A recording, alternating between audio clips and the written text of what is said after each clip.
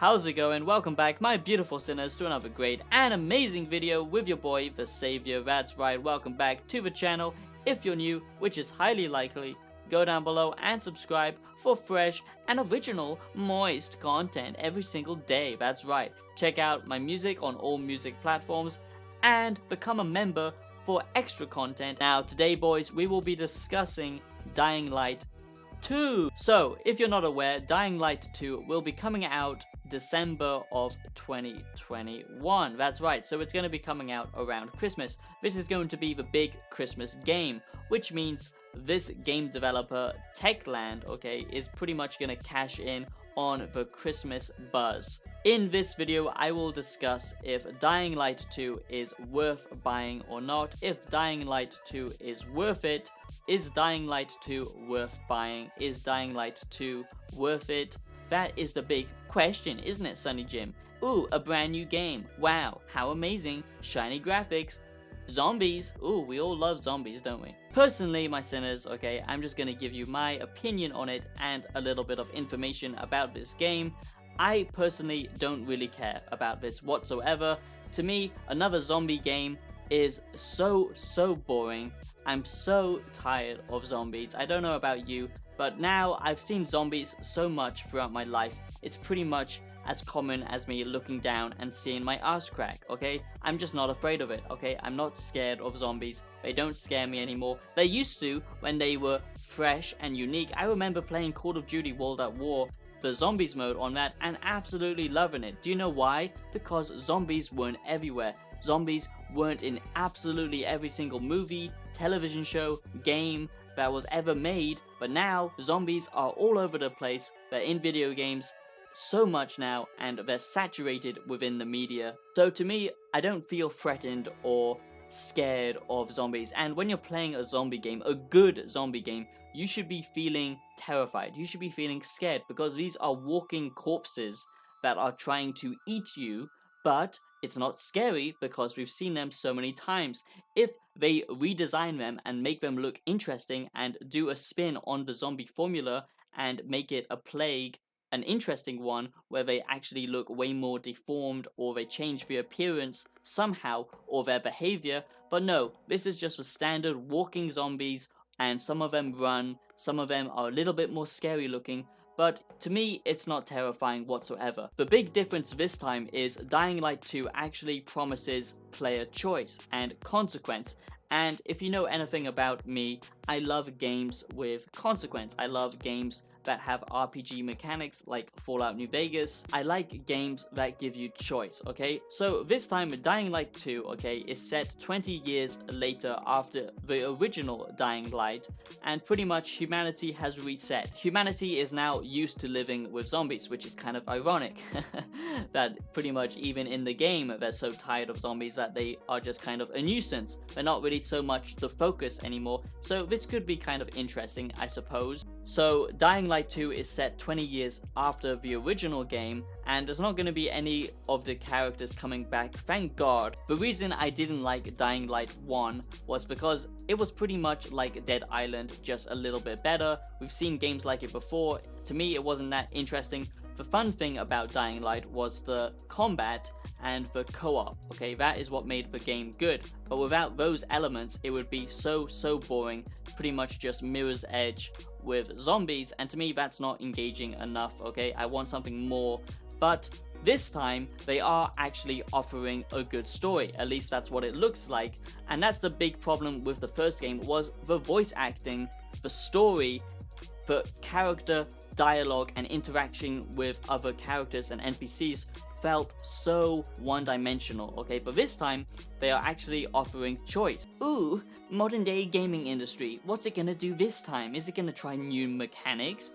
Ooh, wow, I can't wait to see what they do. But no, seriously, apparently this time they are saying that consequence does matter. Not only would it change the choices that you can then choose, you know, by basically blocking out a certain quest path that you could only do if you went down a certain route, but apparently it's also going to change the world and the environment and the actual structure of all of these places within the game world. If you remember the Fable games, my sinners, okay, like Fable 3, a lot of people didn't like it, and that's fine.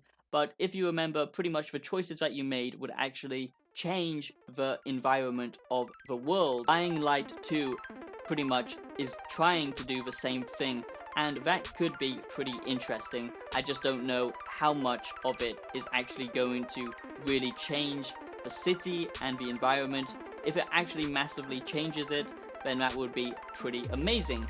Now, the other thing that is changed around this time is because it's much more later in the Dying Light universe, okay, you can't use weapons anymore. So to me, that makes it a little bit more different and a little bit more, you know, survivally. I hope that they haven't just removed a feature and they basically add to the melee combat and they add to the crafting, so you can actually craft unique and interesting weapons. Unique not just by adding, you know, flame effects, poison effect, or whatever. You know, we've seen that so many goddamn times. If they actually add something unique to making your own weapons and actually having them function differently, you know, the animations actually playing out differently and actually feeling different instead of it just being the same thing, but basically it just has a shiny effect on it, then yeah, that would be cool. But I'm just so tired, honestly, of the stupid BS that the mainstream media and the modern day mainstream gaming and these AAA developers promising all of its amazing features, and just like Cyberpunk did, you know, saying how much choice you're going to have and how amazing and dynamic this world is going to be, and then it releases and it's just a pile of wank, and it's pretty much the same old stuff that you've played for the last 10 years, okay? To me, I really hope that doesn't happen, but I'm honestly not holding out any hope for this. I just hope that they actually do enough and they actually do fulfill their promises by saying that they are going to add consequence, saying that there's going to be different story branching paths, adding new mechanics, not just removing features, because also, if you're not aware, with Dying Light 2, they are removing vehicles. The combat does look way more engaging, and if that is fun and fluid and actually the AI is smart and the choices you make actually do impact the world, then I feel like this could actually be an amazing game. This could be even on the same level as something like Fallout, for example, because if they build all of that stuff up while making it fun and engaging, then that's all that matters. Also, the fact that your character is now infected does add a little bit of a unique mechanic.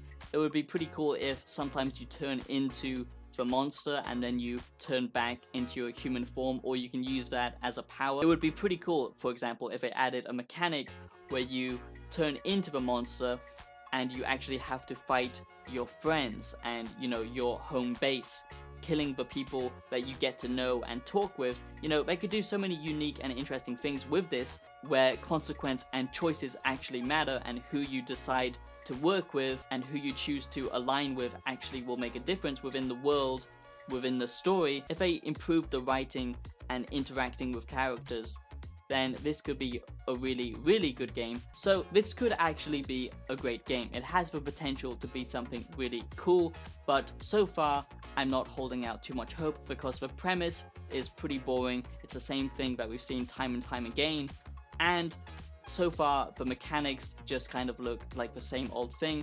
But who knows, it could be amazing, but I'm not holding out any hope. Mainstream gaming industry nowadays is completely soulless, okay? These developers only care about profit. Nowadays, it's like a long checklist that they have to tick off because they have to make it palatable to the mainstream, and because gaming is so massive now, that means just pretty much making it like most other games, most other AAA games, which makes them all feel pretty much the same. So I just hope it does something different and unique, and the developers aren't actually lying when they say all of this stuff will actually have consequence and they are actually adding all of these cool things. But you know, so much of it nowadays is purely marketing, and when the early reviews drop, of course that is complete BS because all of these reviewers are just brought off. So that's the problem. I hope it's gonna be a great game. I hope they actually make it scary, fun, engaging, and they actually add new stuff to it. So is Dying Light 2 worth buying? Is Dying Light 2 worth it or not? That's up to you, but no matter what you do, it's fine. You can love whatever you want in life. I really don't care. You don't have to hate me just because my opinion might be slightly different from yours, but whatever you do, please listen to me and don't pre-order games, because that is the massive problem with the gaming industry, and that is why we see so many games being released that aren't even finished. So yeah, that's all I have to say about if Dying Light 2 is worth it, if it's worth buying Dying Light 2. I hope you enjoyed this video, my sinners. If you did, smash like and subscribe, and I'll see you in the next one. Have yourselves a great day. Peace out.